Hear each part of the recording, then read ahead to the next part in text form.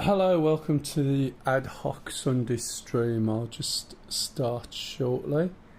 And today I'm going to be going over the Apache. Not sure who's on. If you're on and you're not a bot, feel free to say hello. If you are a bot, you can just bugger off. Anyway, the weather's cooled down a little bit today. To be fair, it was getting a little bit much yesterday. And this is not going to be a long stream like yesterday's one was.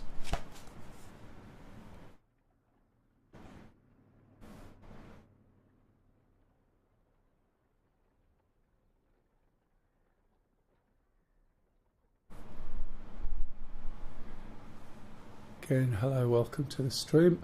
If anyone's got any questions, please ask.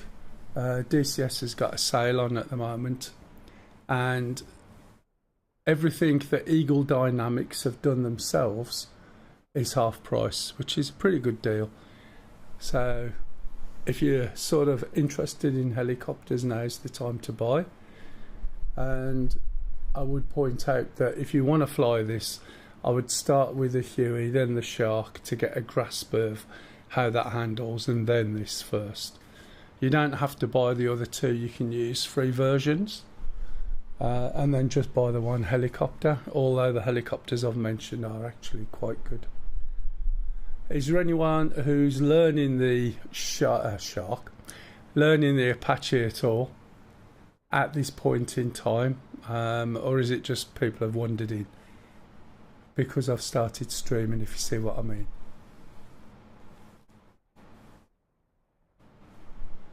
Right, okay, that answers that question as everyone buggers off. Never mind. Right, everything I do will be recorded on Twitch. It's also being broadcast live on YouTube and will be recorded and will be available. Should there be anything on there that you find useful, please jump in, ask any questions you like. This is not one of my real in-depth helicopters, but I know my way around it reasonably well. There's just me in it, which means that George, or the AI, is the gunner, which is not always the best thing. As this is a two-seater, it's always better with two people. That way around you can do what you need to do, instead of saying to your AI, can you do this please, and it goes, no, I am sorry, I am unable to do that, and so on. Anyway, we're going to start it up by setting the batteries on. If we look at the panel just above the, well, I don't know what they're called in this. It could be called a myriad of things. That is one of the reasons why it's not a good idea to fly more than one airplane at the same time, because all the screens and things are called different things. It gets so confusing. Anyway, the battery's on. We can see the systems on there. We're now going to switch on the APU, as nearly everything has an APU, which is the auxiliary power unit. So we're just going to flick the switch up, press the button for a second or two, and then wait. We should see the APU start coming on the screen. We're going to shut the door, and we're going to wait a short while. Now, if some of you are sitting there thinking that I need to turn the knob up on my left, I won't turn it up just yet, and I'll show you for why. And it looks like everybody's gone except me. Hey ho. Okay, so we've got the iHads on, which is this control here, and we're just going to switch it off for now, and we'll start the engines up. So what we're going to do is start engine number one. Oh, thank you very much for the follow there. Is the Apache something you're learning, something you already know? Are you going to buy it? What I'm going to do is switch on engine number one. So we're going to press the little lever forward, or the toggle forward, and then we're going to keep an eye over here and wait for it to get to about 20-25 roundabouts, and then press this throttle over into idle mode, and you should hear it starting up the first engine. Okay, we can see the rotors going round, look.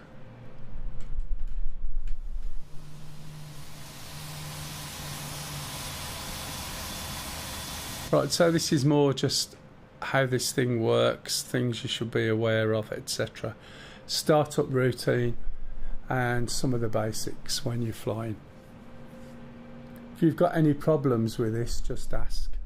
I might not be able to help you, but all of the people, i.e. another two, who are watching might be able to.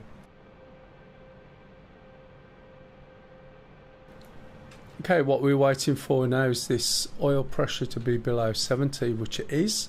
So we're going to start up the second engine. You may have to wiggle around a bit to be able to see the switch there, look. Or unless you put it onto a joystick. And as before, we're just going to wait for it to get to about 20.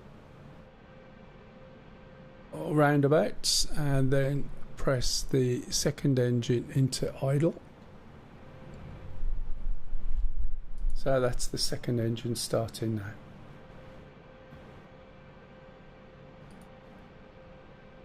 I'll have to start flying in the front seat again. I used to fly in the front seat a lot. But as people got better and better, you know, they want to control the whole thing themselves, I think.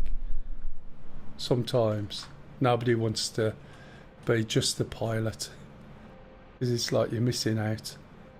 Okay, once this one's below 70, this is what we're looking at.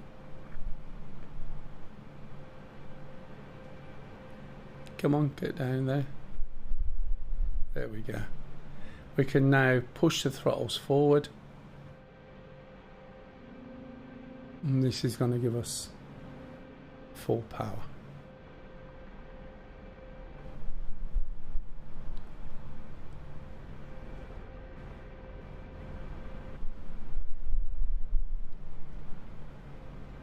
Okay, your actual throttle will go further forward than this. As you see, there's something there called lockout. This goes up to fly, and then this stops, although your full throttle will go further forward.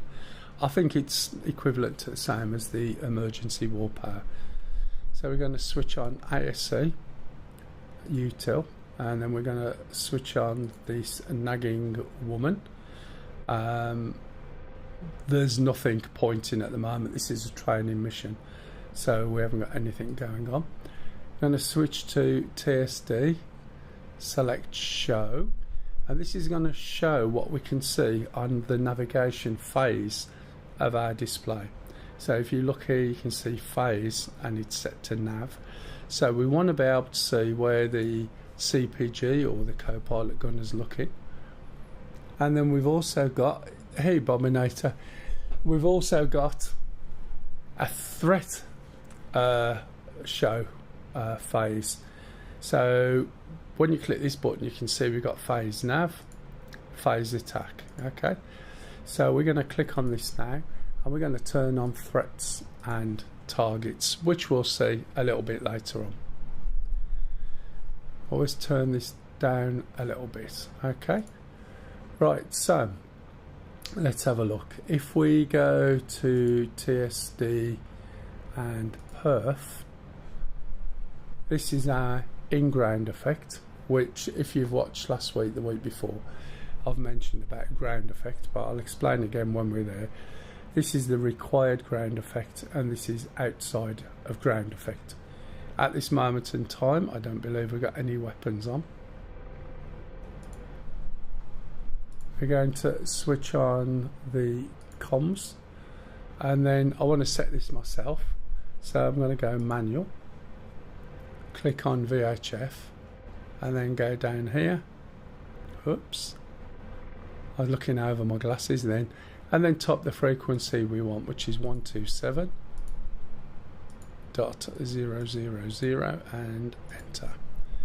And that should have changed if we look the radio. Sorry, did I say 124 and then hit and said 127? It's 124, not 127, as you can see.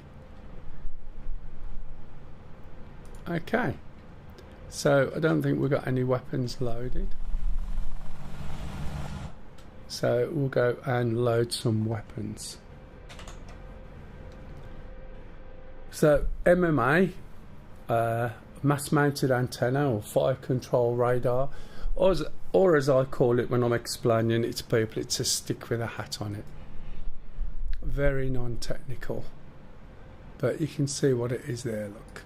Okay, we're going to put on, well, we can put anything on here. So for now I'm going to put on a couple of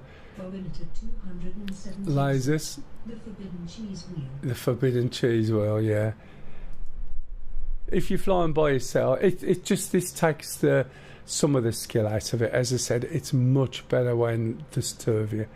So we're going to put that on there, and we're also going to put K's, and we'll use Bernard, who's my pilot, for doing this. Just notice the weight. We are quite heavy. We're not far under the weight there. I'll say OK, and we should get a response back. Request refueling. Request rearming. OK, so we got a copy. So that weight is going to be added on to the helicopter, and that's going to make quite a big difference to the ground effect.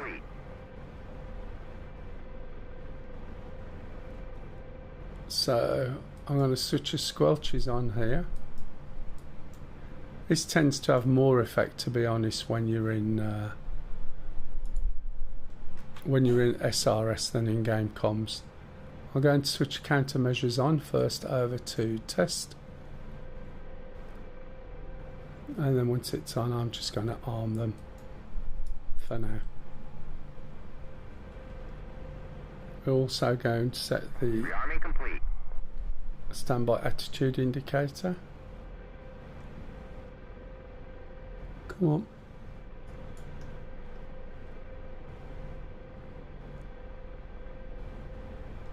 And that's that down there. So now we've got some weapons on. The white ones, have I made a mistake? Looks like it. The white ones are the radar guided. And on the one side, which one did I do? Is this going to tell me what they are? Come on, hurry up. Those are lasers. Yeah, I've put K's on by mistake. So I'll put these on. And then I'll just say OK. Request rearming. It shouldn't do much with the refuel. It should just change those over. You can put 16 on if you want, especially if you're by yourself, but it does make it really heavy.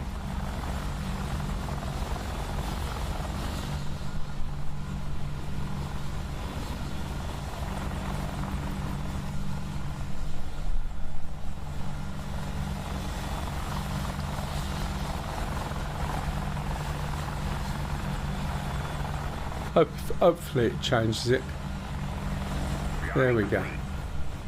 Last thing it did. So if we now look at the performance,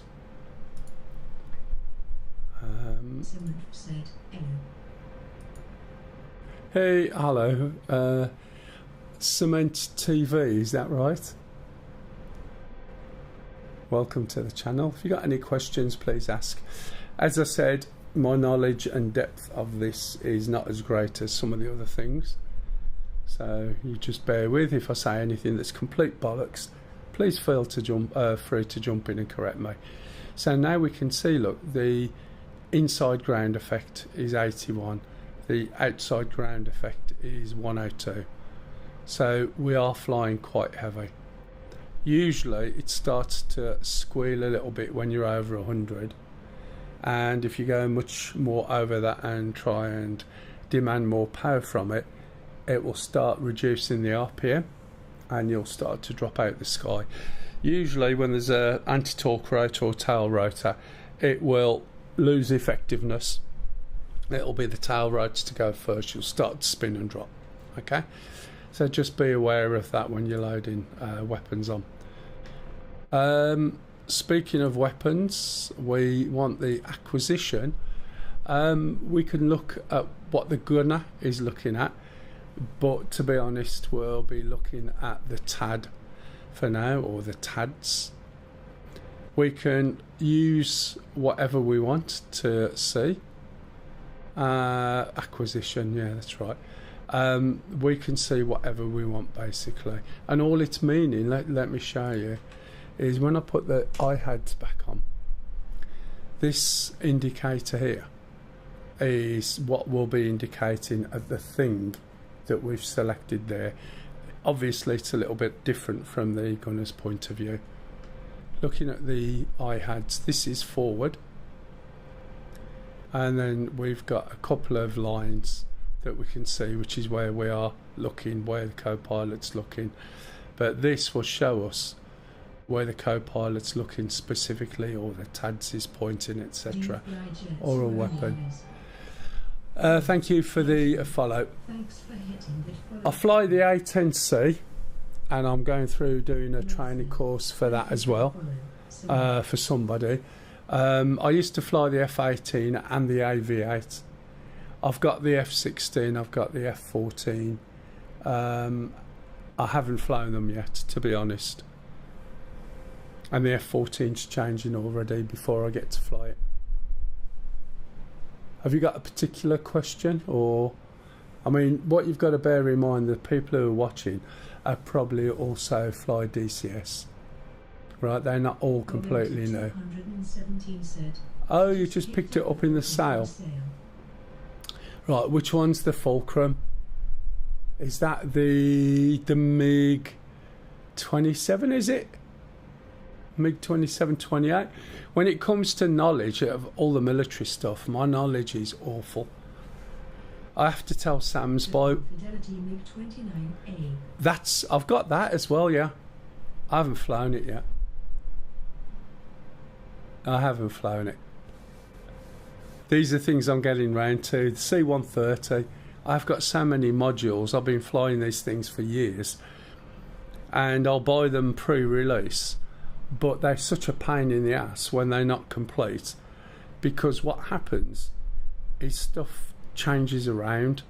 And as a general rule, if you're trying to teach somebody something and the module's changing every month or two, it makes it really difficult, because you get used to doing something and then it changes. For an example, I've had the A10C since it came out, the original one. I've kept up with it, and then one day the mouse click was opposite to what it is, and even now I still sometimes make that mistake and click the wrong mouse button, because I've got sort of 10 or 11 years of doing it one way and then it changed. So as a preference, I try and wait till things come out. I've made a couple of exceptions. The Apache, I jumped in as soon as it came out on pre-release, and the Chinook, and both of them were really, really sketchy, and they keep adding things in, and I'm not keeping up with it, and it makes it difficult to teach. So I learn bits as I go along and then add that in, if that makes sense. I think the MiG-20, what was it? Which one was it? The MiG-29A, I think is okay. I'm not sure whether it's still early access. Just bear in mind, some things are early access for 4 years.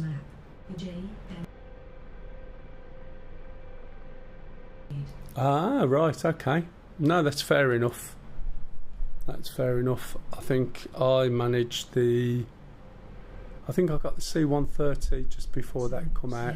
I picked up the Su-27 in the summer sale, but I kinda won by a full fidelity, but I don't know what I should buy. Ah, right, okay. As a rule of thumb, right, the way I would look at it and the way I would advise, if you do not have a preference and you want a fast mover, then you start with the F-18. The reason you start with the F-18 is it's very good air-to-air. It's very good air-to-ground. And of course, it works off the carrier. Okay? And that way round, the F-18, you are getting the biggest bang for your buck. Right? If you bought something like the A-10, for instance, it's an absolutely brilliant aircraft, But it's like taking a knife to a gunfight as far as air to air is concerned. You've got two aims on it, and if you're lucky you'll hit something, but you shouldn't really be getting involved in that sort of fighting. However, on saying that, it's not designed for seed either, not designed for taking out SAMs or anything like that. But believe me, trying to get that aircraft to take out SAMs is brilliant fun. The whole technique, you have to be so careful with it. 217 said, Yeah, it is very easy to it is. It's very easy to start up. It takes a little bit of getting used to using on-speed landing, which is what you would use on a carrier. But I would advise you, if you're going to go down that road, to literally just learn start up, take off, fly around, and use on-speed to land. The more you use on-speed to land, the easier it becomes when you get onto a carrier. If you then want to roll in something like overhead brakes, in other words, you go through the process as if you're landing on a ship, but on the land. And the more you practice that, when you get onto a ship, it's not so bad. It will help you a lot. And then the weapons, if you can learn from books or manuals, I can't advise more than Chuck's guide. If you type in !Chuck's guides, he will have a PDF that you can download for free on the F-18 or anything, or most things actually, and it will give you the procedures you need. And then when you come to the weapons, you say, I want to know how to do this weapon. It will give you a rundown. Close, don't put the apostrophe in, and just type Chuck's. I'll show you. Oh, I'll try and show you. Where's my this is why I try not to type it in myself. Got to do a myriad of things. Just put Chuck's in there. Alright? So if you can learn from a book, it gives you very good diagrams, very good explanations. Oh, I know, it's terrible, isn't it? Okay, so if you're going to go for the F-18, as I said, get the takeoff, get the landing nailed, get overhead brakes built into every landing you do on the land. And then when you come to the weapons, look at the weapon you want to do and follow the procedure. All right? Obviously, there's always the manual that's included with the module. It's very dry. Right, okay, so those CACs or cursor acquisitions will determine where this is looking. One of the best guides. Exactly. Is very, very good. So that will determine where this is, okay? So I want this to reflect where the TADS is pointing. This is the TADS at the front, okay? So for that reason, I am going to select TADS. Now, we've got all our weapons on. If you want to switch this over from safe to armed, when it's on the ground, you've got to override the ground arm. I need to bore sight my IHADS. Now let's actually do it on the other screen. It's a lot easier for me to do it over here, believe it or not. You just get something done and it becomes familiar, part of your routine. So bore sighting your IHADS means centering your center of your IHADS on the concentric circles shown in this display.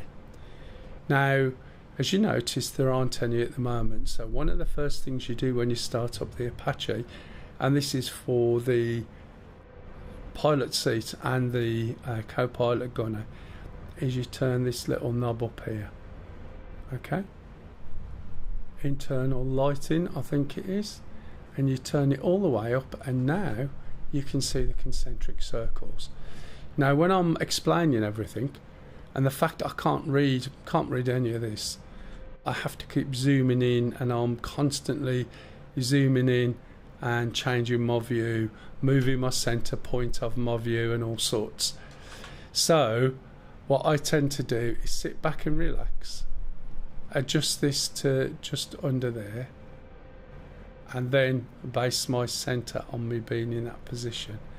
When I line that up, now let's pull my glasses up, otherwise I'm trying to look over them. I'll press my cursor depress. That's close enough. So when you do press the I-HADS, you'll find your cursor hits on the button. So now when I fire the gun, if I fire it, it should go where I'm looking. So if I'm there, it'll go there. The reality is I might look there and the gun might go there. So I just adjust my view accordingly. It's a lot easier than faffing around. Someone said, do you know how long the summer sale lasts? I think it might be July the 4th. Just one moment. I'll just look it up for you. What you've got to remember, right, is if you're hard pressed to buy it within the time period of the summer sale, Oh, hey Bernard Dizzle. Thanks for hitting that follow. Wouldn't worry about it. I'm just trying to find out the dates. Thank you for the follow, Bernard Dizzle. Oh, thank you for the follow. 2026 summer sale. It should give me the dates, and it's 50% off all of the things. Why doesn't it show me the dates? Excellent. Doesn't tell me the date. I think it's around about the 4th of July. Don't panic, right? If you haven't got the money to buy what you want to now, just wait until the next sale. DCS will do a minimum of 4 sales a year: summer, autumn / fall, winter, spring and summer. In between that, it'll do the first rainbow in the summer. It'll do Chinese New Year, Lunar New Year. It'll find any old excuse and do a sale. If you haven't got the money for what you want at the moment, if you download your DCS from Eagle Dynamics' website, you can trial most of the modules for 2 weeks. After that 2 weeks, it will stop working, so you move on to another module or try a map for 2 weeks, and then after 6 months you can do it again. So you'll find you'll have something to fly while you're waiting for the next sale. All right? Now, it doesn't always do a 50% sale. Sometimes it'll do 50% on some things and 30% on others and so on. So now is a good time, but if you can't get one at the moment, don't worry about it. Save your pennies. Don't buy the Flaming Cliffs pack. Save your money and put it towards a high fidelity module. Right, anyone got any questions? So I'm going to just go through some of the basics of flying before we do a particular mission. And for those that were on last week, I'll do the mission that I did last week, and then we got a comparison with this and the Shark. Right. One of the things we're going to do, let me put this on. This is the axis. Okay, this is my cyclic. This is my pedals. This is my collective. Now just bear in mind, unlike the other helicopters in the main, can you see there's a little asterisk or cross when I move the rudder? That cross represents where the trimming on this is set to. So if I move this, you can see the trimming or trimmer is set to the center. And the Apache, I keep going to say Shark, the Apache has got a trimmed rudder. Let me go down to vid and let me select TADS on here, and we can see where the TADS is looking at the moment, which is straight on.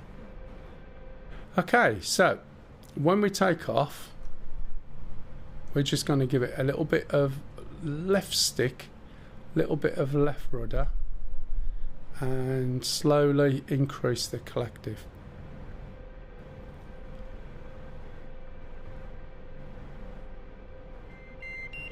Right, that little beep That's fairly common. That's something, especially if you're me, you hear a lot. So what that is telling me is I forgot to put the APU on off. So it beeps and tells you straight away. Yeah, I'm just waiting for the autumn sale. Yeah, that's fine. There'll be an autumn sale. As I said, whether there'll be 50% off everything, I don't know. But to be honest, the modules are worth it. They really are good. I know some people don't like the price of them, but in the old days, one module, right, you used to get the module and this map, and that was the entire game. And when you bought another module, you got the same, a different module and the same map, because they were all single player games. Okay. Right, so I'm just going to lift up and just gently nudge it over there. Now you may have seen as soon as I started to move, you see the way that's got a box round it? That's sort of trying to warn me. Orator 217 said, the price equals the quality and what the aircraft can do. Yeah, definitely. The only thing where it looks like you're going to get something better is the Flaming Cliff sales, but the trouble is with the Flaming Cliff sales is that they're imported aircraft from a previous game called Flaming Cliffs. Okay, you can see here, like the Shark, if you were watching last week, we've got a little drift indicator and a little ball, and that will help to show you which way you're going, and also, right, how fast you're going. So this indicates your speed as well. At the moment our speed is 32, our torque is 76, climb rate, we're climbing quite a lot. I'll bring this down. Yeah, said, Iron is good for air to air. Not really. They have the capability of air to air to varying degrees, but they're not as good as they should be, especially if you use the FCR, i.e. this fire control radar there. We use a lot of helis on the Saturday stream, so yesterday we're doing a big mission that's been taking us months. Okay? And we rely on close air support really, and cap, you know, let the planes deal with the air to air. We can fire a missile at a plane, and before, you know, the missile gets to it, it's gone. And I don't rate the air to air. Hey Macca. How's it going? All good, thanks matey. Just going over the Apache at the moment. So if you watched last week, you can see we've got this line that's telling us where we're going. You might be wondering why. It's easy to see out the window, but again, if you're over the sea, sand or ice or above the clouds, it will give you a good guide. This is our speed in kilometres, this is our torque, this is our height, and we are just floating around. I haven't got my hands or feet on anything, I'm just letting it hover. Okay, now the trimmer on this, and which is why I always say start with a Huey, then go to the Shark, and then come to this. The trimmer on this works in the same way as the Shark. So there's a trimmer that's set at the moment. Now it definitely does not have the level of control over the authority of the controls that the Shark has. Shark has 20% across the board. And when I tried looking up the exact figures, I couldn't find them. I know that the trimmer should have, from what I read a long time ago but can't find a reference, it's about 6% in pitch authority and about 4% in rotation, so it's not very much. We've also got stability augmentation system, so I can actually switch these things on, and there's a couple. These are attitude hold and altitude hold, right?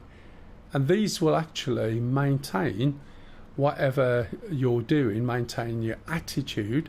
Your attitude, think of your attitude as your stance, your altitude as the height. So let me move forward a little bit and go over here, and it'll make a lot more sense. Someone said, what do you use for head tracking? I use something called AIM XYZ. It's now got an N on it as well. Right, so put that there. And the reason why I use that, I used to use Track IR, but I don't like wearing headphones, so I don't have any headphones on at all. And I had one modified so it fitted on my glasses, because I wear glasses.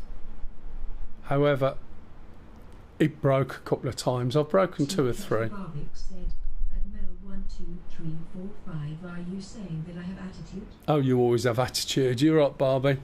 So basically, you've got SAS, Stability Augmentation System, that will hold about 10% of your controls using the trimmer. And you've also got this attitude. Now, if you look at the helicopter, attitude is holding it. Yeah, I think you have got bad attitude, Barbie. You see the way that's going? I'm not doing anything. Okay, it's doing it. Now, if I start to move, then these are going to not be able to hold. And you'll hear a beep, you see the box flash like you have with this one, and it will just disable it. Yeah, look, altitude drift, SAS saturated, barometric altitude hold, and attitude hold. But this is what you call saturated if it's got too much input, more than it can hold. I'm going to have to start a mission before I get anywhere, otherwise I'm going to fly into something that I don't want to fly into. So I'm going to start the same mission as I did last week, and we'll fly over there when we want to look at the weapons. In my life. Actually, that's a lie. I bet you wish you haven't been insulated at all this week. It's been really bad, hasn't it? The small town of Defanovka lies along the only highway. So we'll just wait for that to go by off. the enemy to resupply their troops pushing on our coastal cities. We need you to take out the only bridge that runs through the town. The enemy has fortified the bridge, making it all but impossible for a ground attack team to take it out. Get in and out quickly. The enemy has AAA and SAM assets located at the bridge. Okay, so now that's stopped, I'm going to just slow down a little bit, turn around. And one of the things that I was going on about last week when you're flying the Apache, not the Apache, the Shark, is that the trimmer works in a different way to the Huey and most others. It basically sets when you let go of it and disengages it when you press the button. So whenever you want to fly and maneuver, right, you hold the trimmer button, and when you're sort of looking where you want to go, right, you can let go of the trimmer button, and then you need to center, right, your cyclic. Now, if you remember from last week, the way that center trimmer works on the Huey, the Shark, most other helicopters, is you set your trimmer and relax your stick till it goes back to the center. If you don't relax your stick until it goes back to the center, you will have no control over the input. If you notice, I've still got attitude on, and it's still maintaining the attitude even though I've turned round and set this. A fate_goat said, love me Sunday age 64. Hello goat. Yeah, it's quite nice, isn't it? So what I'm going to do now is I'm going to reset the attitude hold, and I'm going to bring the speed down. And this is one of the confusing things, right? As we start to slow down and we get below 40, when we set the attitude hold, it should maintain the speed that we set.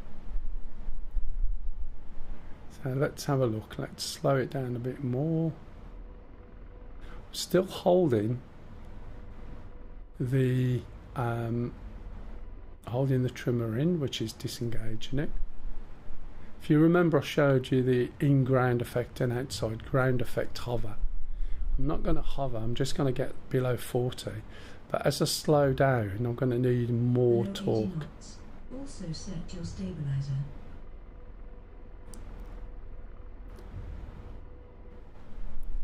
Let's pull this down.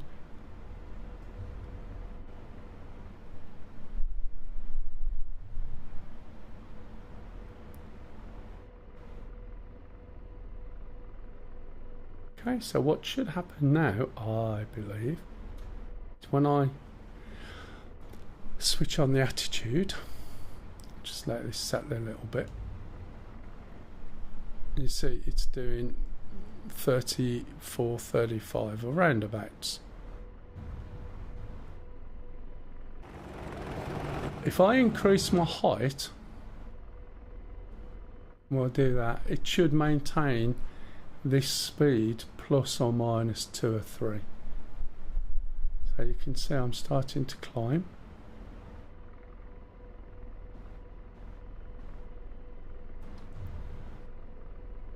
And it will maintain the speed. It'll go up, it'll go down a little bit and then correct. And if I start going down, it should do the same thing. Now bearing in mind, normally when you're dropping the collective, the nose is going to drop.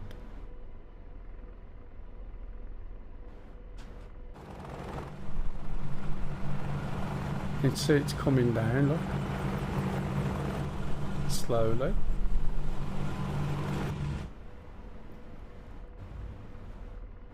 But you can see this is basically maintaining the speed, even though this is coming down. I think that's how it works. Please correct me if I'm wrong, AV8.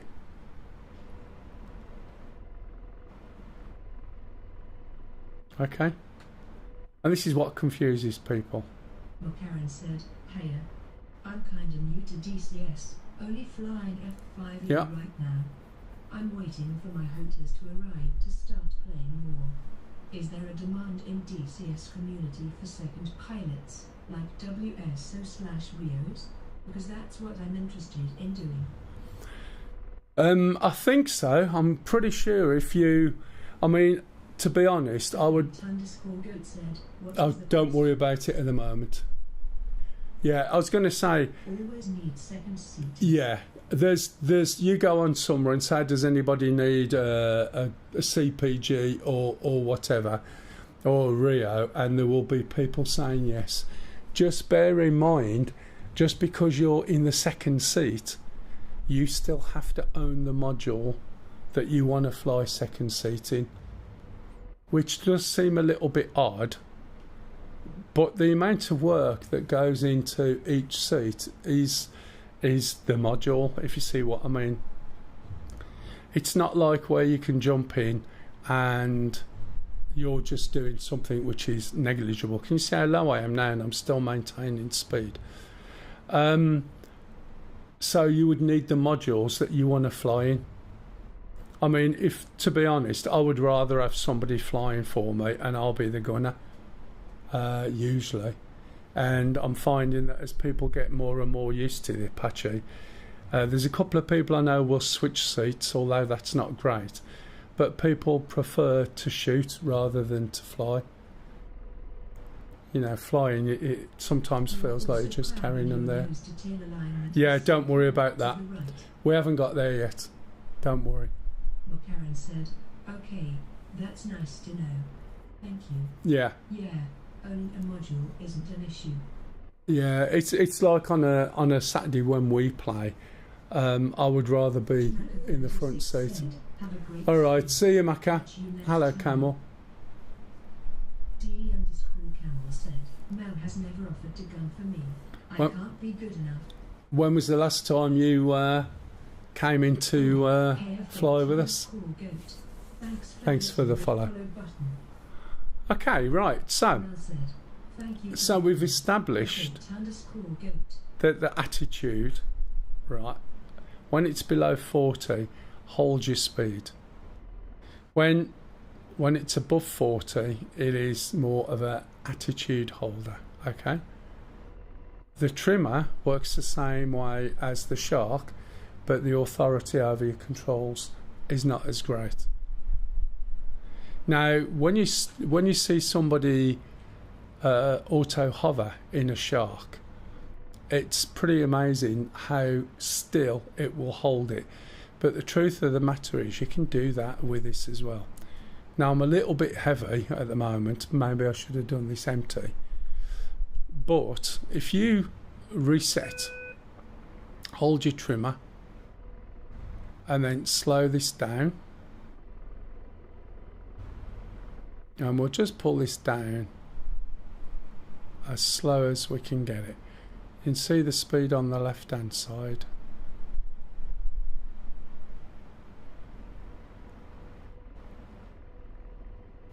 Don't forget you need more left rudder as you've not got any forward motion. You see the box around the torque. See if it'll hold it there. It might do.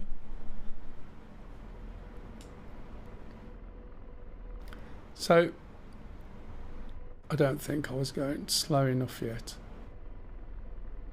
but it will try and get it into a hover. The slower you're moving, in fact it's still doing the speed thing I think at the moment, maybe, because I can't remember what the number is. Yeah, it is. Let's pull that back, or is that the wind now? Let's have a look.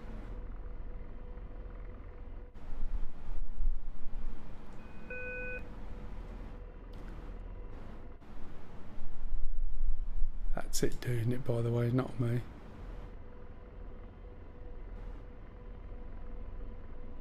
Let's reset that.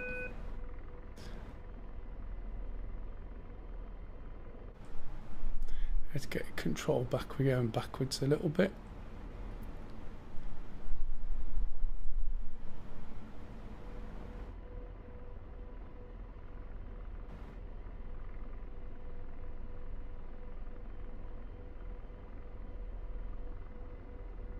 It should, he says,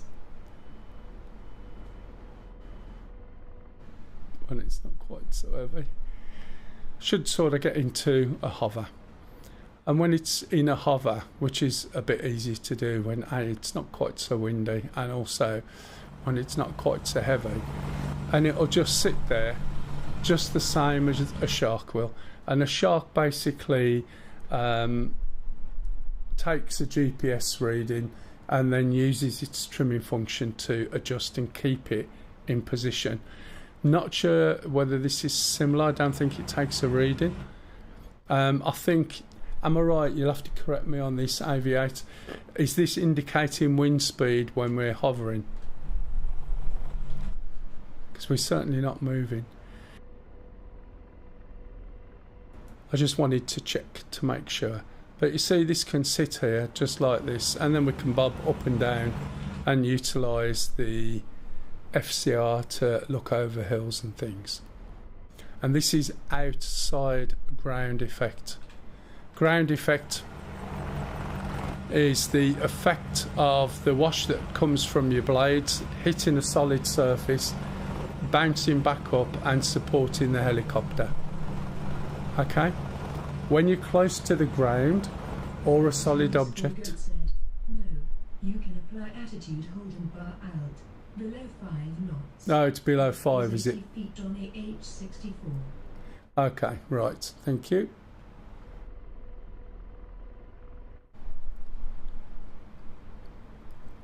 Okay, so basically ground effect is like a cushion of air, and it occurs over any solid surface. If you're on a ship, on the ground, over a building, you will get the air pushed back up and you'll get a cushion of air underneath you. But this will basically just sit there hovering and we'll run out of fuel and drop out the air. It's as simple as that. Right, okay. Now we'll navigate over to where the target is. I've started a mission. The mission is over here, which is the same mission as before.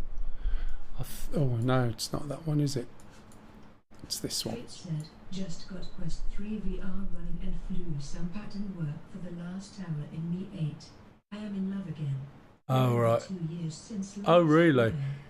Yeah, it makes quite a big difference, the VR. The only problem is with the weather that we're having in the UK. Which means less power demand.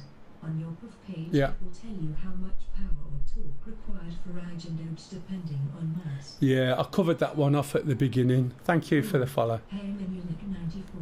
So I covered that off on the beginning, explain that one. Melson. So we want to go to waypoint 4, Munich 94. which may be waypoint 5 on this. So I'm going to select, this is why I keep switching the iHads off, it gets in the way. So I'm going to switch on RTE, DIR, and then type point, and then put W, and I think I might need a 0, I forget. And this is changed now to waypoint 4. The alternative is you can obviously select the waypoint off here, but sometimes you'll find, depending on the mission, there's more waypoints than there are in each block. You can have multiple blocks. We're in block alpha, but it's far easier to just say W04, and that should point to the right waypoint. In fact, it might be waypoint 5. We'll soon find out. We'll go en route. Where am I? We'll start heading there, and if it's wrong, we'll change it. Okay. This is so much slower than the Shark and the MI8. Just going to check this first. If you put the parallel lines on, use your right mouse click and check and drag. You can get a heading, so it's about 185. So if we look in here as we go, we'll come out of this. _goat said 99 waypoints per route and 10 routes per mission. Looking forward to the RDTC coming in. I use something called coordinate converter for now.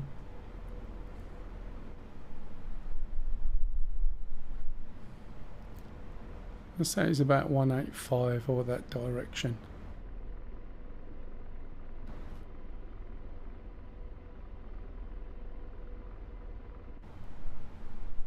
Also going to get down somewhat lower.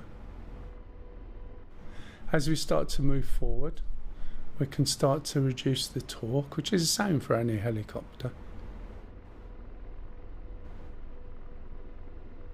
We're just coming round. So you can see now the marker. I forgot what that's called. It's called a thingy. What's the name of the marker? It's an American baseball court, isn't it? You can also see the vector pointer there. And that's what AV8 was alluding to before.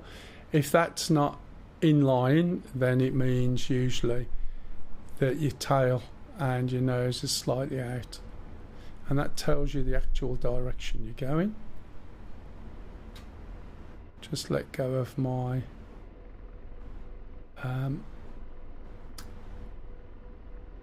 what's the word? Trimmer, sorry. And we'll head over there. You see the way it's drifting over a little bit. When you lift or you let your stick, your cyclic, go to the centre, what you've also got to remember, let's have a look, because that might, no, that's alright, I was going to say that might be there. That's 151, so we are going to the potentially the right place. I know we want to go left of the target, so I'll move it over a little bit more. I'll try and get down to the same place as we were last week in the shark, which is slightly left to target. There's a few SAMs over there. There was a good little hidey hole. Oh yeah, I know what I was saying now. With a trimmer, when you centre your stick, you also need to lift off your rudder. So if you've got It's been a while. a foot control rudder, NPD set to video and I slew the tads to their point. oh right, yeah, I've got you.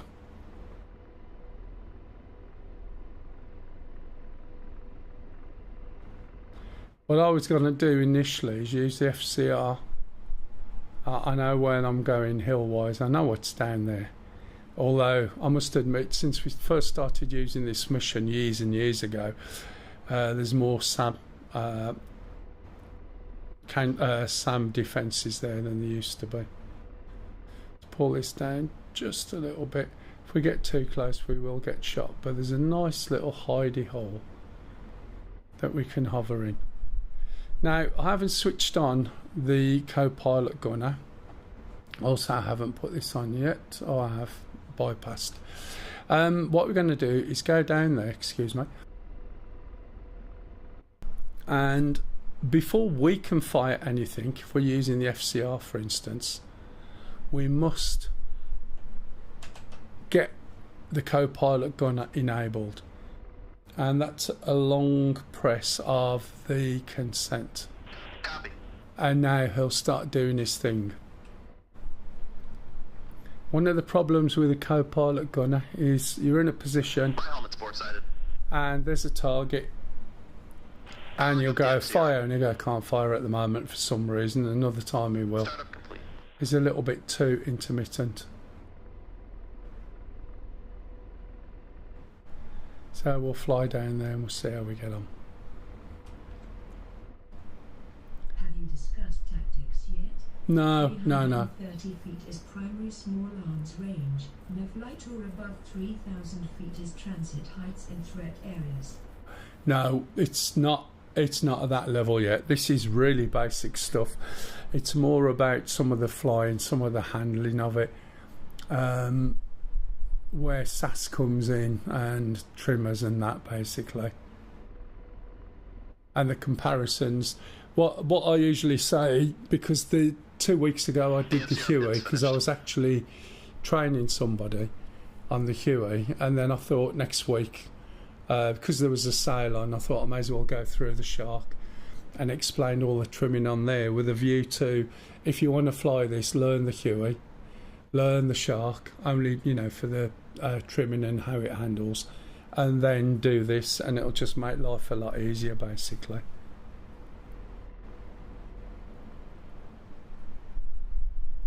Most of the stuff I teach at first is just how to jump in, how to get something working, how to go along, how to fire a missile, how to come back. To target something found on FCR, or do you just slave into your view? To be honest, I've not used FCR with George, so I am guessing. Right, I'll either use FCR or George. I'm not aware of George using the SCR. Single engine and steam gauges. Best way to learn. Yeah, I always think the Huey, because it's just slow and doesn't try and kill you so much. And it's great to learn picking troops up and that. So Venom, I would assume if I've given him command, for instance, if you look here, and AV8, correct me if I'm wrong, he's on free fire. So if the FCR's on and it's selected targets and being used, I'm sure he would just fire when he's ready. In the same way, if he sees targets, he'll just fire if he's ready. So we can do him on hold. Yeah, I thought he would do. So we tend to use it on hold fire, and then he'll tell us a target, and then we can just say, yeah, you can go for that. The annoying thing is when we're in position, we can see a target and he'll not do it for some unknown reason. But hey, it's still not finished. As I said, it's much better. I am going a little bit slow here actually. It's much better when you're using two people, or you've got two people rather than relying on the AI. I liked a buddy lace for my number 2 and vice versa. Oh, right, yeah.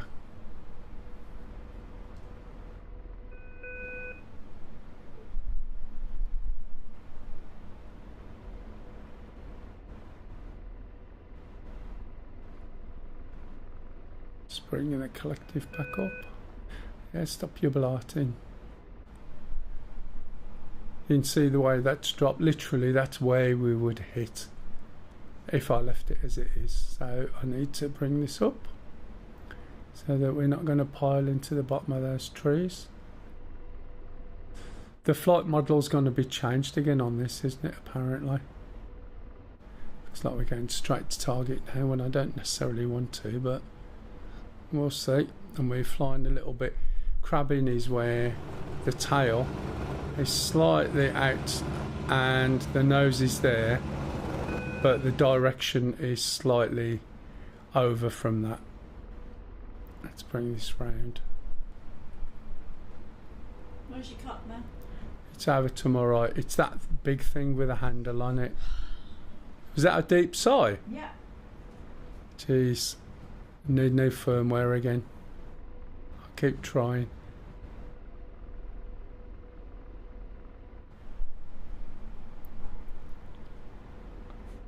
Might be good enough.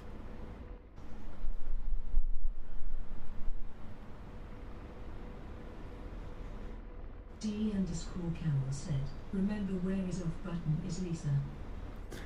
Look, unfortunately. Hard.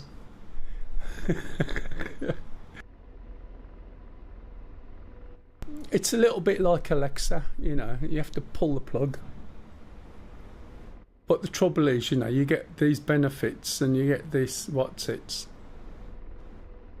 Yesterday, right, because she's done a long week this week and there's a couple of days she works 12 hours straight off. She works in care. So it is really tiring.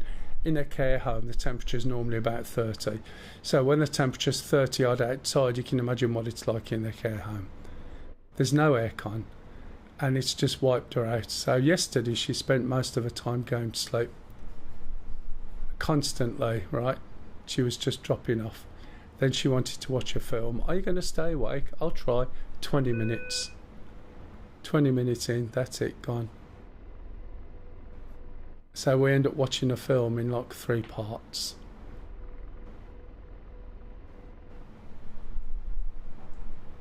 This is a bit of a way away. It's not the best place to go, but... _goat said, what film? Hi.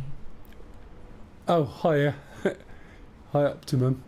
If you got any questions, please ask. There's always someone in here who can answer the questions. Kev said, at least they're quiet when they're asleep. Well, you'd like to think so, but it sounds like I've got a sort of pigsty in the house, to be honest. But never mind. We were watching, for the second time, Limitless. I didn't realise it was so short. We were going to watch something else, which was a little bit longer. But Limitless was only about an hour and 35, thinking that she might get through it, but no. Welcome from YouTube, by the way, Optimum. If you got any questions, please ask. As I said, there's a sale on at the moment with DCS. _goat said, Project Hail Mary is my new fat film OTM. We haven't seen it yet. Fighters In in DCD. DCS. Sometimes. I haven't flown an F-18 or an AV-8 for a long time, although AV-8's more ground than air, but it can do it.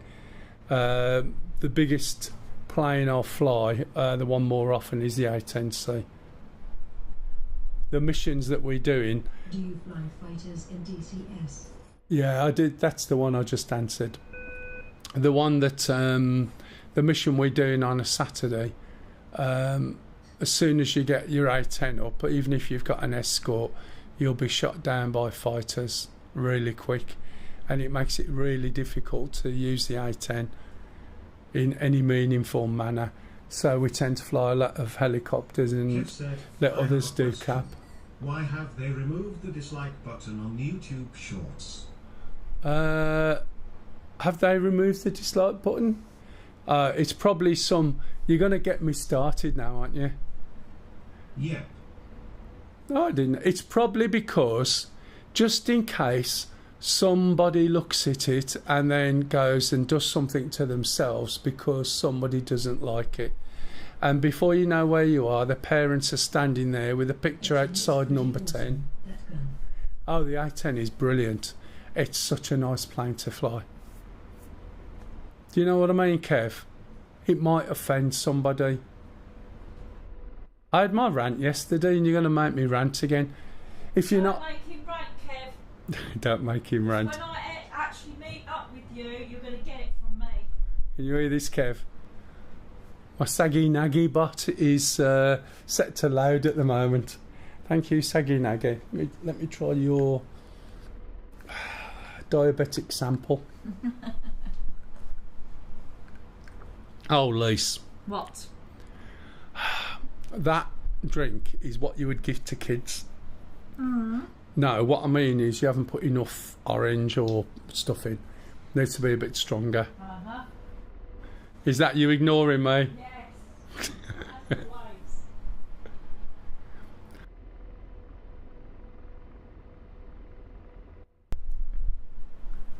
But yeah, that's probably why, Kev. It'll go across the whole board. It'll be like, oh no, you know, we offended you. Let's ban everything. Sorry, if you're in the UK, you'll know what I'm on about. Even though if you're abroad, you'll get the gist. We have this ridiculous group of people, I think we call them parents, who expose their young children to the full gamut of content on the internet without any limits, and then wonder why they suddenly do the things they do without taking ownership of the problem. And it's like Discord. You know, I put photos of my leg on Discord because I damaged it, and I showed the healing process and how quick, once it got past a certain point, once the pomegranate formed, then it fixed itself really quick, and it was amazing. But that's all behind you've got to give ID to look at this now. And when Discord do, we need your ID or proof, it's like, why am I going to give you my details to be stored in some country somewhere else? And even if you say it's not, how come people hacked you and took all the IDs last time you tried it? So I'll disappear off Discord and we'll say how all the other things go.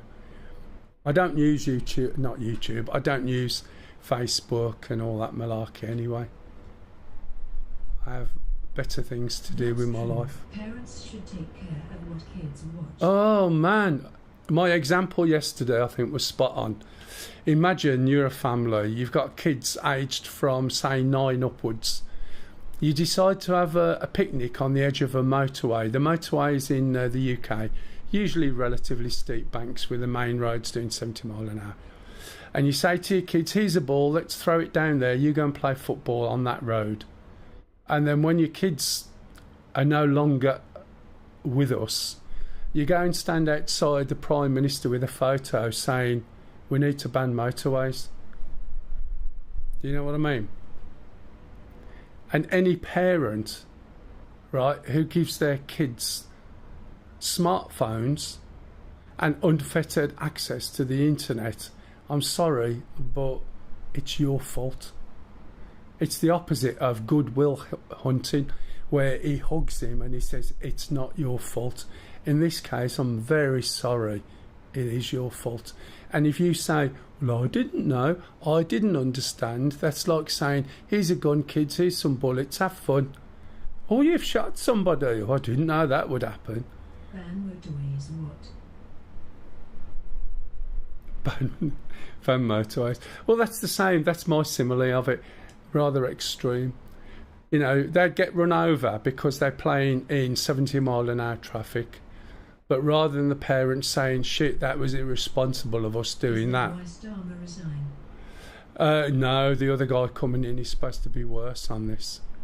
Starmer resigned because he hadn't got the support. Going to have to do more training in the Fulcrum soon, but got to wait for Star Citizen PTU update.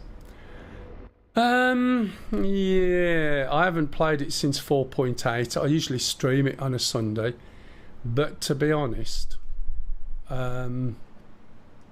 it's been a right shower of shit. And again, oh my god, one of the things they brought out is how your cursor changes depending on what bit of the plane you're actually hitting. Is it impacting the shield? Is it impacting the hull? What a load of bollocks. The PTU for the super heavy armor. Oh right, yeah. It's such a load of bollocks. They are dumbing it down into the worst possible game ever. Does it look good? Brilliant. They're just dumbing it. They're just dumbing it down all the way along because somebody's afraid that if they don't, people won't play it. I mean, this is like this, isn't it? Everything's dumbed down in this and people play it. They want it all sort of sub-Xboxy. So there's a hill here, look. A TV tower. And there's some hills down here. This is where I'm I going. don't care what Cloud says. I will solo my Polaris. To be honest, it makes me laugh, right? I've got a couple of big ships.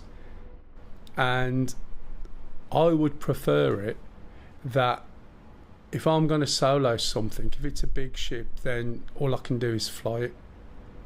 If I want to fire anything, then I need other people. If I want engineering looked after, I need other people. Which is the idea of having a big ship, if you see what I mean.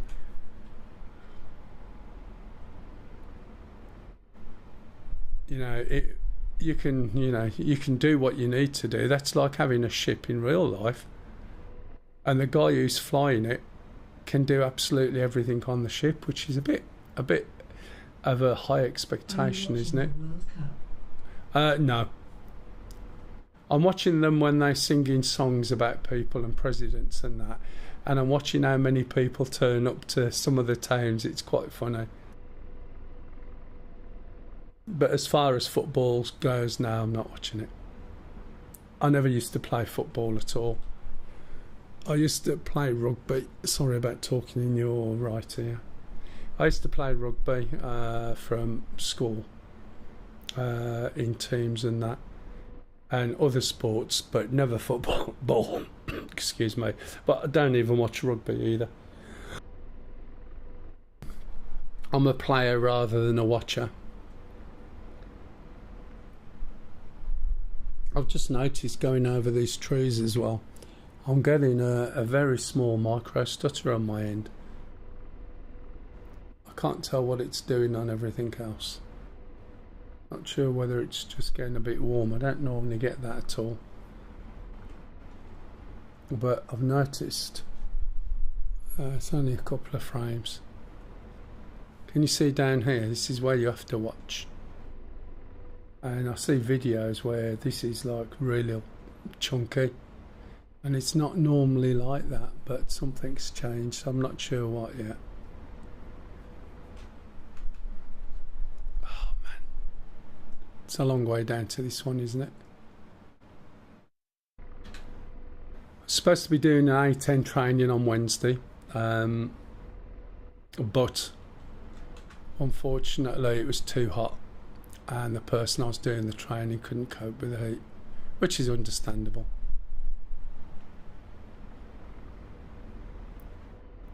Right, if we want this guy, right, our guy to look, so the co-pilot gunner, if we look here, we point there, I'm going to do now is just lift my hat up, and that's going to tell my co-pilot gunner to look over there, and he'll look over there with a TAD, and this cross will move to where I'm looking, and we'll see what he's looking at. Slaving? De-slave. Okay. I don't see anything. How is the heat wave in UK? It's dropping off a little bit today, to be fair, thank you. We can zoom in a little bit there, look. So if I look over here, it's probably low 20s today. I'm not don't see and anything. tonight it'll be even better. What is the temperature outside? 22. It's still a bit stuffy. We had a little bit of rain that was quite nice earlier today. Can you see? So he's looking over there. Look. I don't see anything.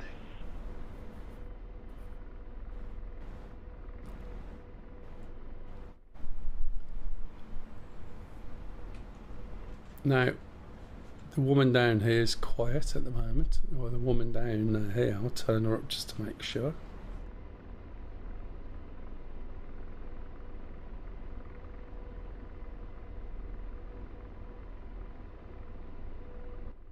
I didn't notice. Yeah, my RW's R is on. It better Jeff be on. said, clear skies tonight. Yeah, it should be. I won't be out. I'll be making the most of a cool bedroom. My problem is, which is what's happening at the moment, when it gets too stuffy and I get too warm, it makes me cough. Because I have a persistent cough. So as a consequence, I have to keep muting. And then I forget to put it back on again. And that's a pain in the ass. And the computer sort of No doesn't work until Thursday, so warm they the set room up. something up. That's fair enough. Radar. 1 o'clock. There we go, spotted it. 217 said, we didn't need the example with it. Yeah, unfortunately, it's constant. So as I'm talking as well, that sort of dries my throat. That makes me cough. The coughing irritates my throat, which makes me cough. And the heat makes me cough. And it is this vicious circle. You can hear my voice is a bit different now just because I've coughed a bit. What sort of range are we? 14k, okay. So I'm just going to drop down a little bit.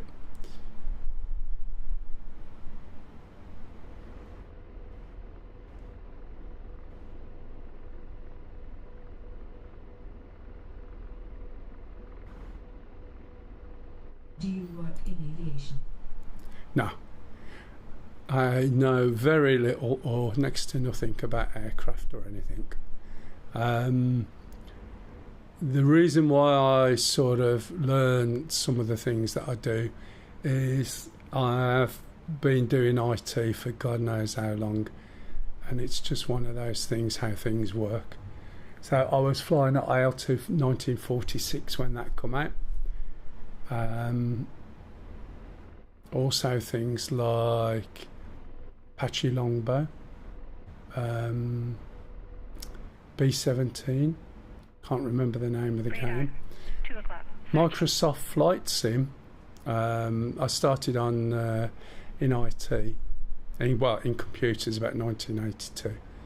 Microsoft Flight Sim, when that come out, we actually got that working on Commodore 64, would you believe? Admittedly, it was only 3 or 4 frames a minute, and my head tracking seems to have stopped. Oh, there it is. It's just picked back up. And I wonder if... Can you see the way that's not smooth anymore? I'm a little bit further over than I wanted to be, but that's fine. Go down this way.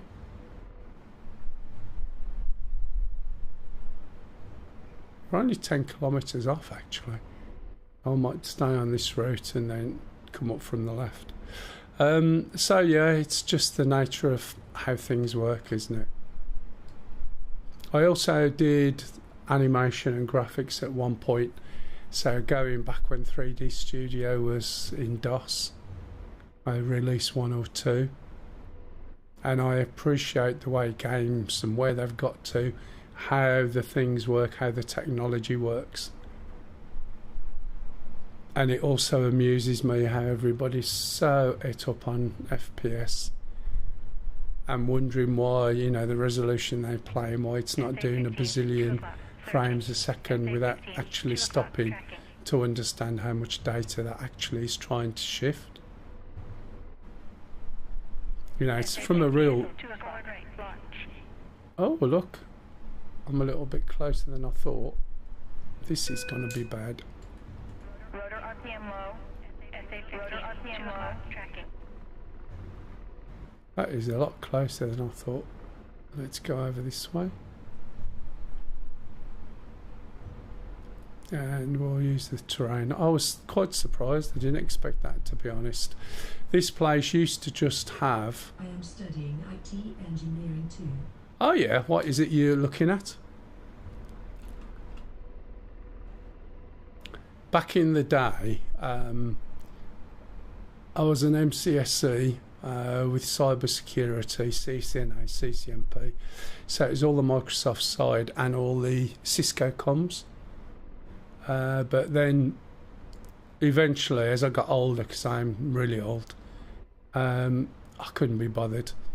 You always find out you're working Saturdays and in holidays because that's when businesses want stuff done. And even, right, and also disasters as well I worked in, but it's all IT based. And this is struggling. I wonder whether it's just heat related. I've got to keep it a little bit lower. So it's over there, not by that patch, I don't think.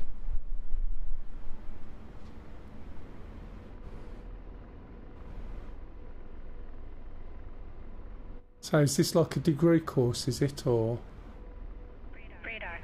4 o'clock. or Searching. college, or SA-15, 4 o'clock. or what? Searching. If you look on the TSD down there, that little cross is where the pilot is looking. If I move him around, And slaving. Deslaving. see the way he's moved. Look. And slaving. Deslaving. Oh, that wasn't very Negative good. contact. Slaving. I'm deslaved. There you go. So you can see it I don't moving see around. anything. I know you don't see anything. God, man. Yeah, this is a bit chuggy down here. Hewitt is a degree course in university. Ah, right, okay. I remember I did an apprenticeship and there was a load of people I know did degrees. And the in-gag thing was 5-volt batteries and books. And then we used to get graduates to train with us sometimes, but it was all theoretical knowledge and very little practical. And whilst the theory, you know, is good, sometimes some of the practical side of it is not quite as in the books. So I did electronics initially before I moved into where I moved into. That was when the Commodore PET was the main computer for businesses on the desktop. And when we repaired it, we went with an oscilloscope, a circuit diagram, a soldering iron and a handful of components.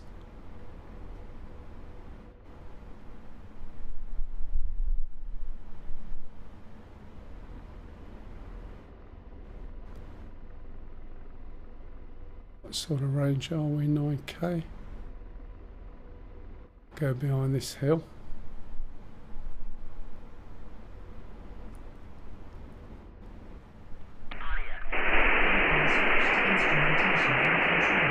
Oh, right, okay.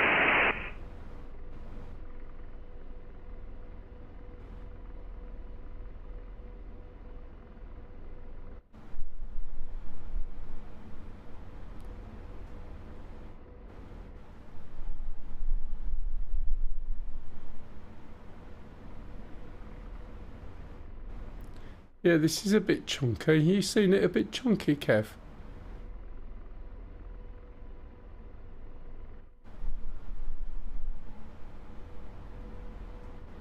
Now, what I can't remember is, was it this hill or that hill? Hey, Well, You okay, yeah? I've just got back home, Liz. Tired. Where you been today? I've come back from Newcastle. You mean you didn't do it in one stretch? No. Gee. Kev said, it certainly looks better on I did you. a full day's work on Friday. Ah, right, okay. 5 o'clock to get there for 9. And then I did a all day's work yesterday, finished at 7:30, stopped over again, and then came back. See, I used to have to go up and come back in the same day. Yeah, it's so broken there. Oh, I know, yeah. Are you worried about the impact of AI on the IT industry? I told Um, the manager, I said I'm not happy. Maybe miss my DCS. we did pretty well without you, to be fair. That's sacrilegious that you missed the DCS. It is sacrilegiously. Am I worried? No. Said that anyway. Can it replace people? That's it. Was that a door loose? Hang on 1 minute. I had a great time. Bye. All right, okay, cheers. Thanks for popping in. Am I worried about IT and... Back on DCS or? Yeah, I'm doing Apache stuff at the moment. Right, okay, so we've got a hill there. And I think I might have come down a little bit too far. We'll find out. I'm not over worried. I've started using AI myself, not at work, because I'm not at work at this precise moment. And it's great, absolutely brilliant for collating stuff. And I am sure if I exported all of the ServiceNow app stuff, then all it's doing is bringing all that information together and then suggesting things if I used it in that way. It's not doing anything new. Now, the way I've always worked for donkey's years, I used an app called OneNote. And what I used to do with OneNote is work on the basis that every time I learned, oh, I'm already too close here, look, but we'll see. Every time I learned something new, I documented it. Now, if I wanted to put a picture in there, it would just put a picture in and say where it came from. And if I wanted to search for something, because I didn't want to have to remember everything, so what I did was wrote everything I learned, or new methods, or the logic of fixing a particular problem, and all the variations. And when I wanted to recall that information, I didn't need to think about remembering it, because it was full text indexed constantly. And not only was it full text indexed, oh shit, this is a VRS, so I'm going to just move forward a little bit, flatten my collective and get a little bit of movement, and then go from there. Okay, so what I did was put everything in there. So when I wanted to look something up, I only had to remember a partial or anything, and it would find it, and it would come up with all these suggestions, and even pull the text from scanned, printed or screen captured pages. So they weren't in a text format, they were on, you know, an image, and it would pull the words from there too. And it was absolutely brilliant. Come on. Oh, what's it doing now? Let's reset it. It was absolutely brilliant, to be honest. And I have got years and years and years of fixing problems, all documented. And it doesn't even need to be like full documentation. It needs to be enough to make me remember, if that makes sense. And to me, that's what AI would literally be doing in that context. It would be collating a load of instances and then making suggestions, whereas the way I was doing it anyway was in a similar sort of thing. And as I said, I'd been doing that for years, so all that information would allow me to fix problems. So I didn't need to remember, I just needed to know that there was a time when I'd looked at something like that before. Let me just drink some of this tea. Right, okay, so we're in a nice hover now. Sitting over here. Targets are over I there. saw a study many years ago about how people knew 80% of everything regarding their job and would research the other 20% as and when needed. With the birth of the internet, etc., that has been reversed. It wouldn't surprise me, yeah. I mean, going back to those days, when I first started playing with the internet, email was just a black screen with some text. When you got a printer driver, you literally made a phone call, right? 3 days later, you get a little disc with a driver on it, and you had to pay £5. The download speed of the modem in my office was 1 megabits for 12 minutes. Can you imagine that? I was an IT manager in 1992.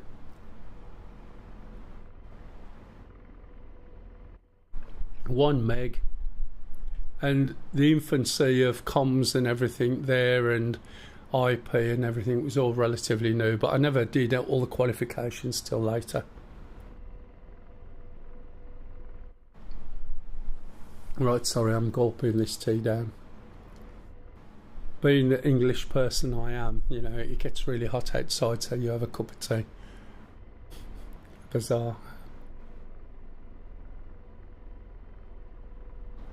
Right, I think they've lost track of me with a bit of luck, so what I'm going to do is slowly increase my height.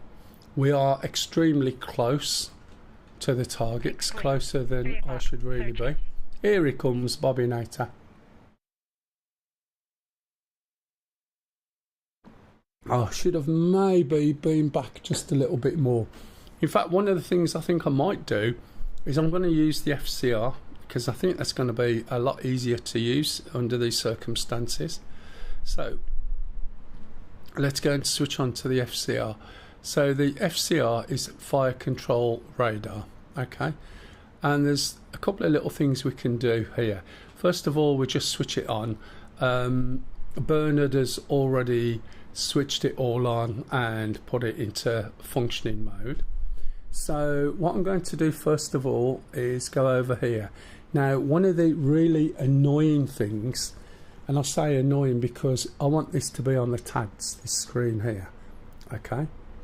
Not that one over there necessarily. So I want this to be the TADS. And at the moment, every time my shouty woman says, oh, there's a radar there, there's a plane there, there's an ant over there, she switches the screen back to this to show me where it is. So we can switch that off by going util, zooming in, ASE auto page, right, switch it off, right. We're then going to go to vid and TADS, okay. Don't need it on there as well, it's just there at the moment. Now when we've got this on, oh man, I can tell there's a few things here getting out of sync. We're going to switch on C-scope. C-scope is going to basically give me a symbol for what the FCR sees in my hood, okay. Now we're also going to make sure we've got this selected. Now to select this, there's a hat. Look, when I go to look down, it's not looking down. Do you see what I mean? It's like, I know what it feels like. This feels like I'm running faster than I should be. But if you look here, there's a hat, and you can see there's something called link, something called FCR. Now you can't click it, but I set a couple of buttons to allow me to select. There we go. Select FCR, right? Now I'm going to select link as well. So now we're on the FCR and it's selected. You can see I can scan.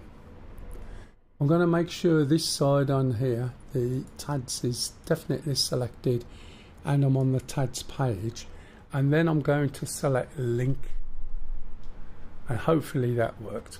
So whenever this sees something, it's going to point this at what it sees. Now I'm going to increase my height. Better make sure my it's working.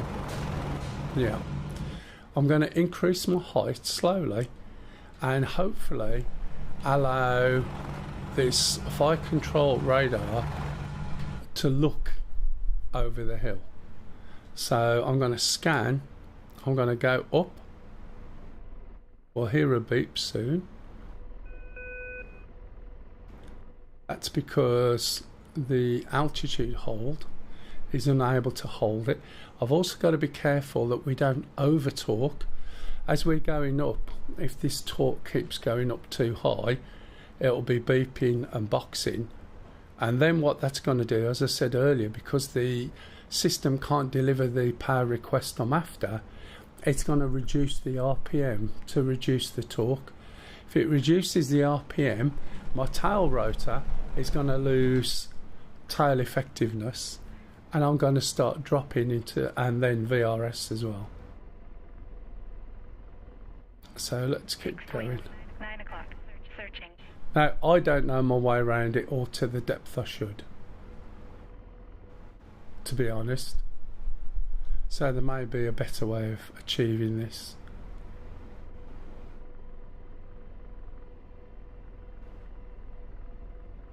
So I'm not sitting on top of the hill, again like I wasn't last time, because if I sit on top of the hill, I'm just going to be extremely visible. And oh, I have got it. I was going to say, I couldn't look over there then. I've got some level of cover here. So even if from here you can take out the primary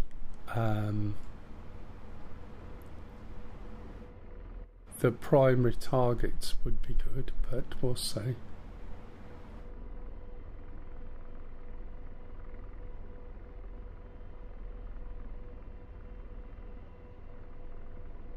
There we go. Right, so just drop in just a little bit. So you'll find here now, 12 o'clock. Searching. in my, 12 bring o'clock. this down. Searching. I can go lower than this hill again, it's got the targets already. So let's just drop it back down enough to give me some cover.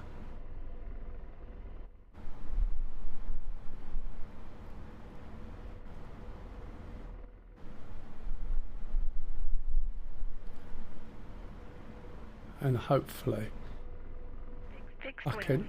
5 o'clock. Searching. Oh, I forgot I was on the FCR. Never mind.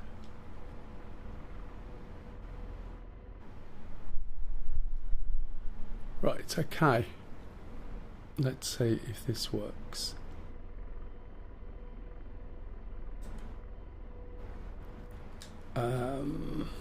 Let's see where my little man is,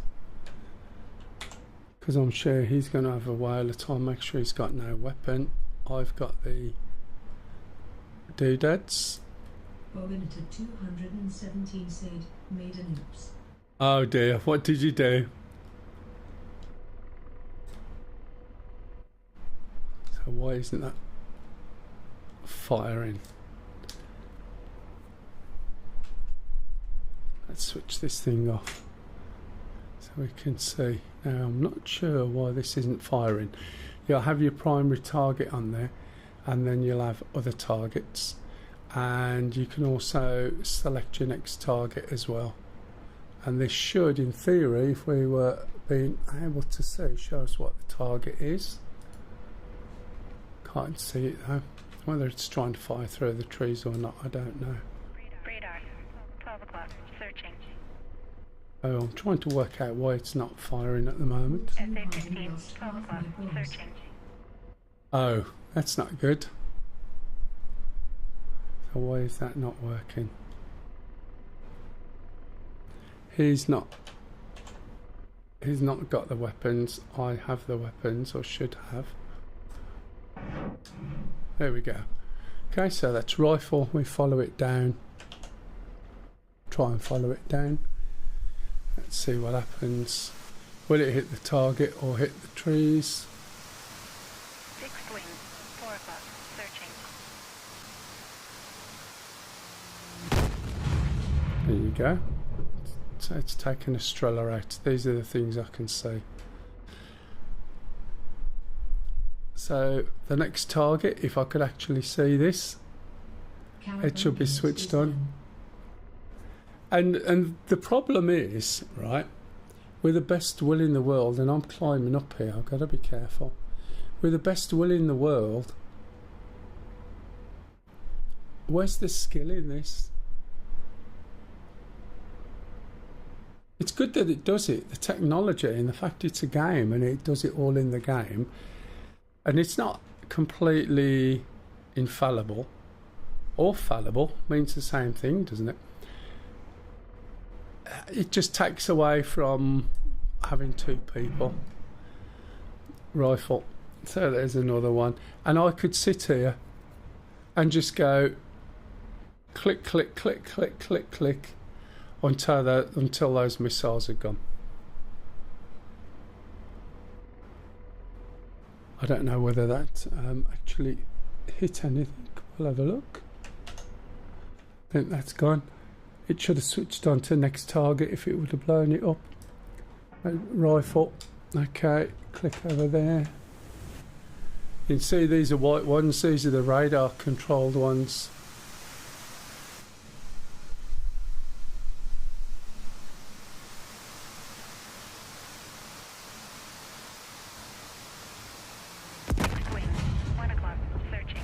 Okay, it's just hitting tanks at the moment. So let's see if I can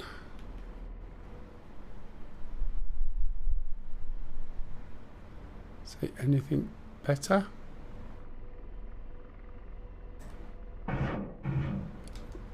Rifle, no one's on. Not sure I'm saying rifle too.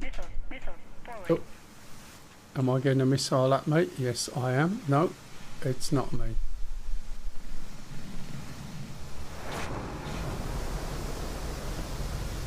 There we go, it's better. Okay. Because I'm creeping up again, look. I'll just do another scan. I haven't got much left. Rifle. It's taking out some. That's why I like the old stick and rudder World War II stuff, but I suppose I'm biased. Yeah, no, I understand it. I love the World War II stuff. It's one of the reasons why BVR to me is like, oh great, still going for that by the looks of it. Now I think, is that all of them? Or have I still got some left? Still got some left. This is why I like, if you're going to do it, 2 seats in an Apache, not one. And the FCR, when it come out, it's very clever. There's more you can do with it. This is just the basics. But it sort of does take a bit away from it, doesn't it? Do you know what I mean? And I'm not sure what mode I've switched that into, but never mind. But I could just sit here and there's one. Do that, look. Come on. Rifle. Send another one. Get rid of them and then switch on thingamajig. Rifle. And they'll all fly over. They may or may not hit anything. Oh, they're doing alright.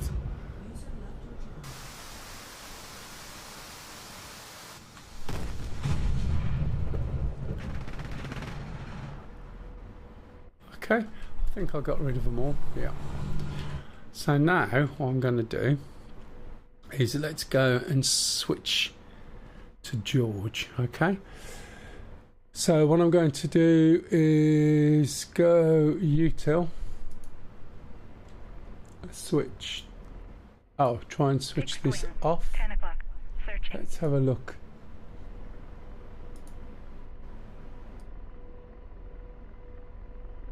I think it's off.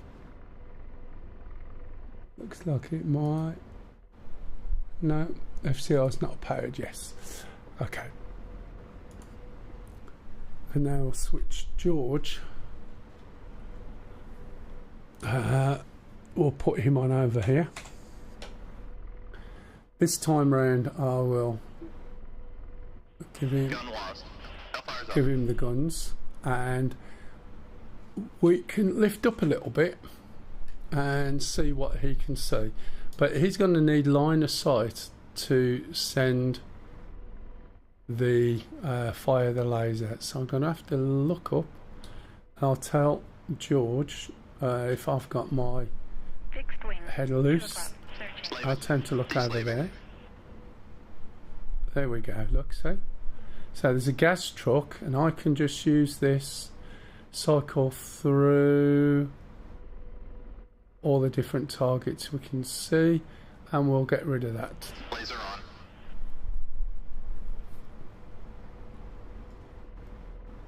And then I have to give him Roger.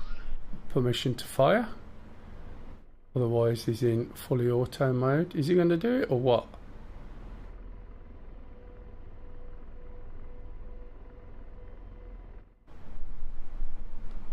Copy.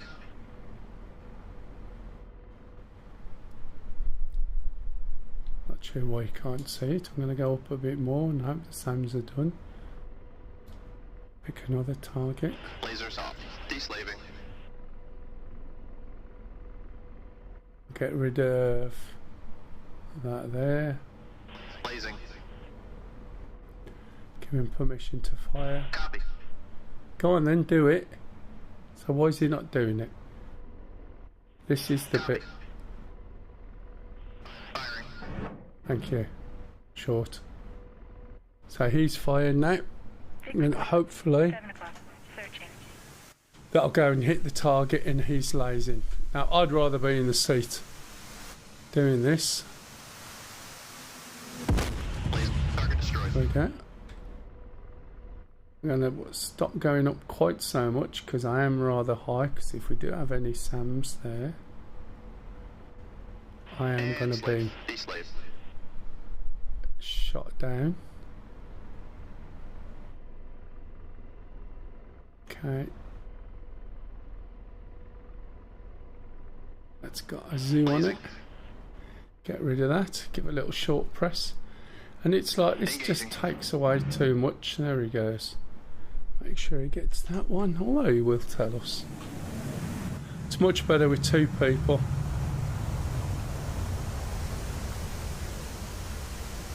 But hopefully from the beginning you can see how Good effects. Good effects. the control, right, was very similar to Slaving. Deslaving. the Apache. And Blazing. if you learn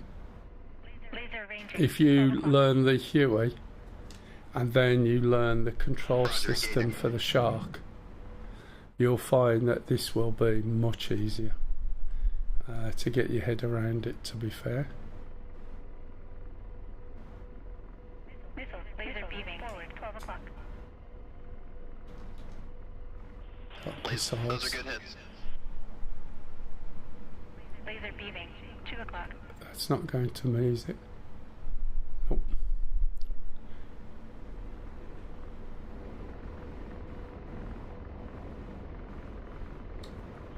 And slave.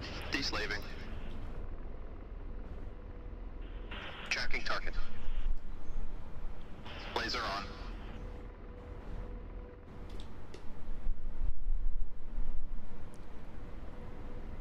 Put me in constraints to fire. Yeah, I know. I'm trying. Not ready to engage. How about now? Engaging.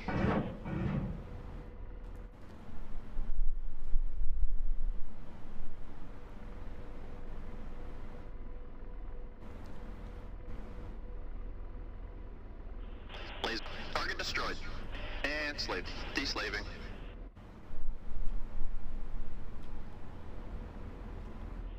Blazing. Roger, engaging.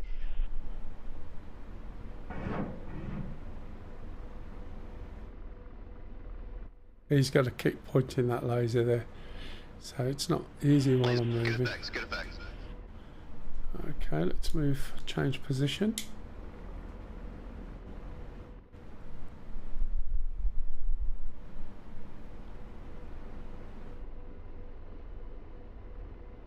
Bovinator 217 said, how does one restart a Mirage mid-flight? Oh, right. Oh, sorry. What have you done? Blown the engines out?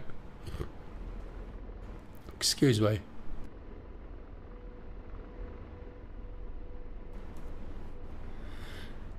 So, no doubt when I run out of missiles, I'll be finishing soon.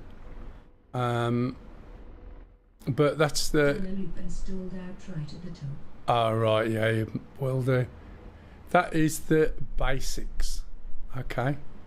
There's a lot more complexity to this, but those are the sort of basics. And as I said, it's much more fun with 2 people in than there is with 1, believe me. So let's just go around here a little bit. Let's slow down.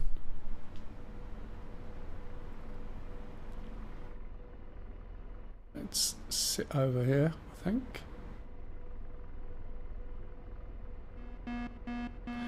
Right, VRS in, stalling, dropping, flatten my blades, push my cyclic, and then get out of the air. Okay, which was causing me to stall because I was coming down too quick. So now I've got back control, allegedly. Okay, just bring this back up again a little bit.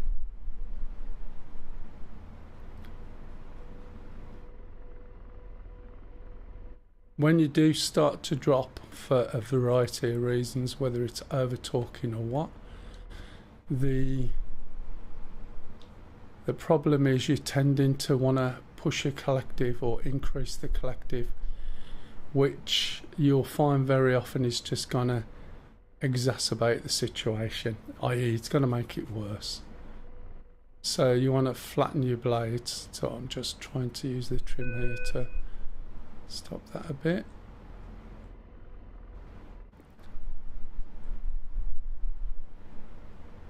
It'll make it much worse, and you'll just drop even faster. I don't know where this is going at the moment. Let's just turn around a little bit.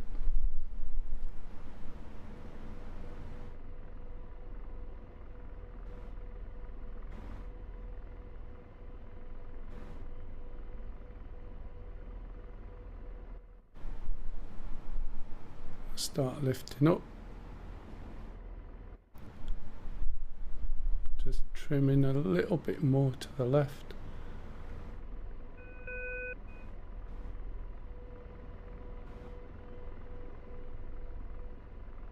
Pushing right quite a bit at the moment. Still.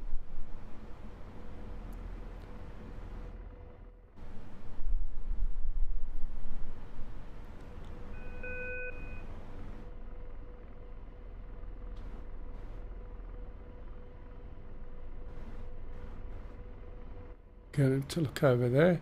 That's what the C-scope does. Why is that beeping? Am I running out of fuel? No targets detected. Yeah, fuel's low. As is always the case. And slave. De-slave. No targets detected.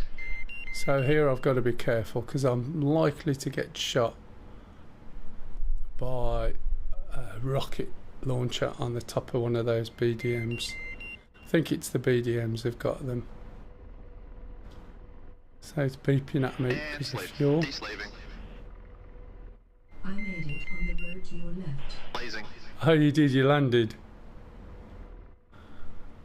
Can't fire yet. Lost sight of target. Not ready to engage. Roger. De-slaving.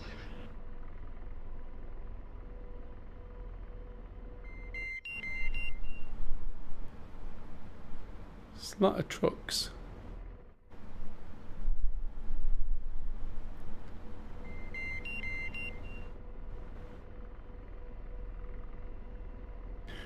Zill's just a truck, isn't it? Could be. Yeah, I think. Tracking target. Come on, what we got over there? Lasers off. Deslave. And slave. Deslave. So all we've got, have we got Blazing. Roger, engaging. thought you said you were engaging. Thank you. Let's have a look. So that's all it is really today, is the basics. Those are good hits. Having a rough idea of the trimmer and understanding how to get it to do more or less what you want. Let's get rid of Laser that. on. Engaging. Got a good view from here. You on the road, are you? Laser ranging. 12 o'clock. Laser. Target destroyed. Something's ranging at me now. I'm deslaved. Laser on. Engaging. So I'm pressing the consent button when he says engaging. Go on. There we go. So it's like a consent to fire because he's in yellow. If he was in green, he'd just fire. Oh, wrong button. There we go. Those are good hits. Dewased. And slave. Deslaving. There's a lot of trucks there. Let's change him to... Go on. Gun lost. And let's give him authority. Let's go and find some targets. It'll tell me to get him closer, no doubt. Do I want soldiers? Not really. Bunker. Let's go and kill a truck. I don't think the gun will reach this range. Engaging. Or will it? Let's have a look.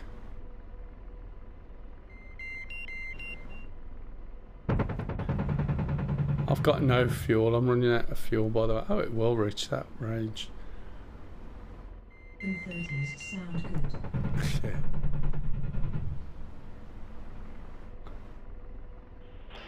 Good effects, good effects. That's my bit again. You got no fuel, you got no fuel. If we look down here, you can see where he's looking.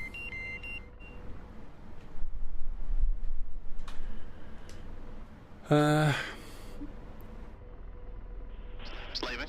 Deslaving. Bunker watchtower. Let's go for the Laser watchtower. on. Kev said, which map is this? Caucasus. Roger, engaging. You mean which mission? It's the usual, matey. Krasnodar. But there seems to be more SAMs added. There's more SAMs than there used to be. Lasers off. Deslaving. So, you know the bridge one where we just have to destroy the truck? Laser on. It's that Engaging. one.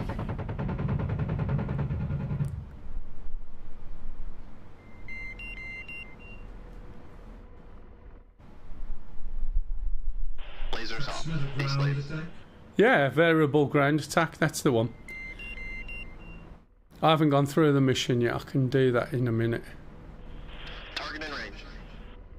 Not ready to engage. Get ready then? Engaging. I should think so.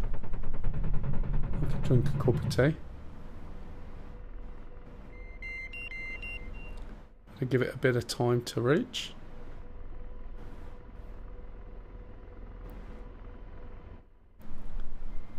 It's got about 3.8k more or less.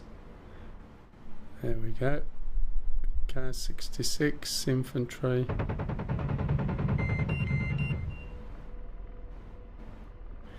And now he's just going for it. Target lost. Target lost. It's probably dead or legged it. Lasers off. Deslaving.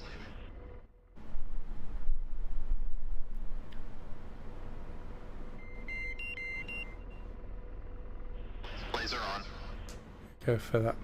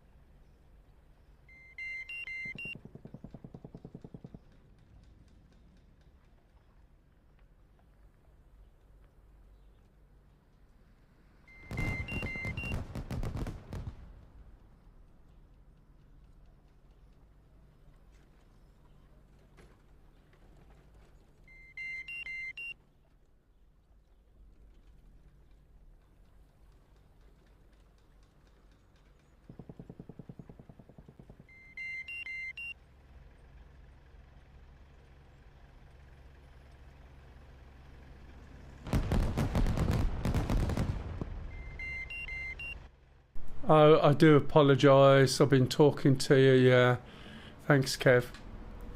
Oh, you can see I've gone a lot higher now. That's fine. You can hear all the sounds from his guns going.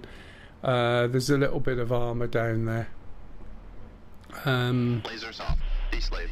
The actual target is blowing the bridge up, but there's a lot more down there than there used to be. Blazing. We used to do this mission. Sorry, I was talking to you. Krasnodar ground attack. So this mission is really good when you're learning. Let me show you the mission. I forgot. So you've got a number of zones. We started up here. And you've got easy, medium, hard and very hard. Okay? Easy is just mainly armour, a few guys, maybe a tiny bit of anti-air. There's 5 different missions in there. If you fly into the zone, then it'll randomly pick one. You can choose them through the F10 menu as well. This is obviously a bit harder. This is a bit harder, and this is very hard. You've got SA10s and stuff. You've then got strike missions. So you've got make-up strike, where there's an aircraft you've got to blow up, and it's surrounded by SAMs. You've got a bridge strike, where we've got SAMs and we just got to blow the bridge up. A carrier strike and a command strike. You've got a landing place for Vigans here. You've got helicopter missions in here. You've got all these modules in it. Did you spot the Christian Eagle? I'm not sure what that's going to do. This is a breakdown of all the different missions. Okay? And these are the threats. And there's absolutely everything. So when you first learn, you want to pick something like Easy Convoy. And it's very good for target practice. Right, I'll take the guns off the guy. Lasers off. D1. Right. So if what's my guns? Is it this one? Yeah. Let's have a fly down and see what's going on. I've got so little fuel in here, you've heard it beeping for ages now. So let's go down and have a look. I'll probably get shot by some guys with an AK or something like that. But literally I'm about to run out of fuel. This is the only thing with the helicopters on some of these longer missions. Can't see anything. I haven't even got the gun sight up, have I, for the guns? But it should fire where my guns are, yeah, more or less. Is it a bit high?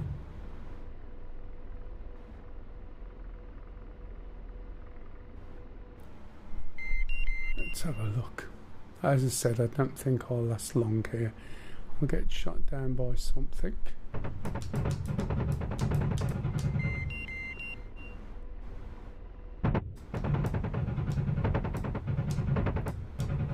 I think most of this is gone. I don't know where he went. Oh look, we're being shot at over there.